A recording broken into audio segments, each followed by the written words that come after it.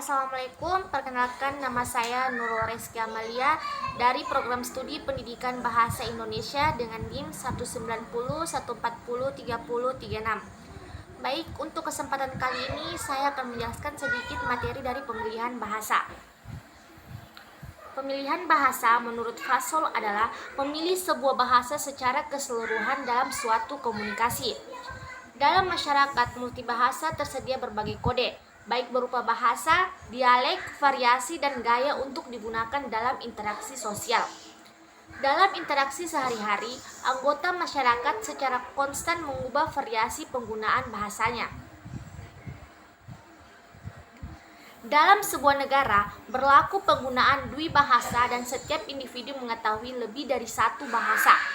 Dalam masyarakat dwilingual atau multilingual, masyarakat harus memilih bahasa mana yang harus digunakan. Dalam hal ini, ada 3 jenis pilihan yang dapat digunakan. Yang pertama, alih kode, yaitu menggunakan suatu bahasa pada suatu keperluan dan bahasa lain pada keperluan yang lain. Kedua, campur kode, yaitu menggunakan bahasa tertentu dengan dicampuri sebagian dari bahasa lain. Ketiga, dengan memilih variasi bahasa yang sama. Ketiga pilihan ini dapat dilakukan dengan mudah, tetapi malah terkadang sulit untuk dilakukan karena kesulitan membedakan antara alih kode dan campur kode.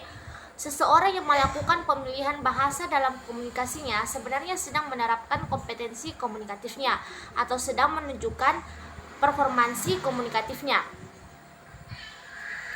Ada beberapa faktor yang dapat mempengaruhi pemilihan bahasa, antara lain yang pertama, kemampuan penutur. Biasanya penutur akan lebih banyak menggunakan bahasa yang lebih dikuasainya. Kedua, kemampuan pendengar. Biasanya penutur juga cenderung menggunakan bahasa yang digunakan oleh pendengar. Hal ini terjadi apabila penutur sama-sama menguasai bahasa pertama dan kedua. Ketiga, umur. Orang yang lebih dewasa cenderung menggunakan bahasa kedua untuk menunjukkan rasa kepemilikannya terhadap suatu tempat. Keempat, status sosial. Pada situasi tertentu, seseorang akan menggunakan suatu bahasa yang menunjukkan strata sosial yang tinggi. Kelima, derajat hubungan.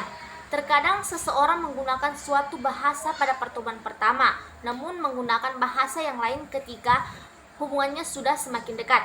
Keenam, hubungan etnis. Seseorang terkadang berbicara suatu bahasa dengan orang seetnis dan berbicara bahasa lain dengan orang yang berlainan etnis. Ketujuh, tekanan dari luar. Apabila suatu bahasa tidak disukai dalam suatu masyarakat karena suatu sebab, maka pemilik bahasa ini hanya akan menggunakan bahasanya dalam rumah seperti sembunyi-sembunyi. Kedelapan, tempat. Terkadang pemilihan bahasa dengan menggunakan asas pembagian integratif, menggunakan bahasa pertama di dalam rumah dan bahasa kedua di luar rumah misalnya. Selanjutnya, perspektif sosiolinguistik tentang pemilihan bahasa. Dalam kaitannya dengan situasi kebahasaan di Indonesia, kajian pemilihan bahasa dalam masyarakat di Indonesia bertemali dengan permasalahan pemakaian bahasa dalam masyarakat dwibahasa atau multibahasa, karena situasi kebahasaan di dalam masyarakat Indonesia sekurang-kurangnya ditandai oleh pemakaian dua bahasa, yaitu bahasa daerah sebagai bahasa ibu, bahasa Indonesia sebagai bahasa nasional, dan bahasa asing. Studi pemilihan bahasa dalam masyarakat seperti itu lebih mengutamakan aspek tutur daripada aspek bahasa. Sebagai aspek tutur, pemakaian bahasa relatif berubah-ubah sesuai dengan perubahan unsur-unsur dalam konteks sosial budaya.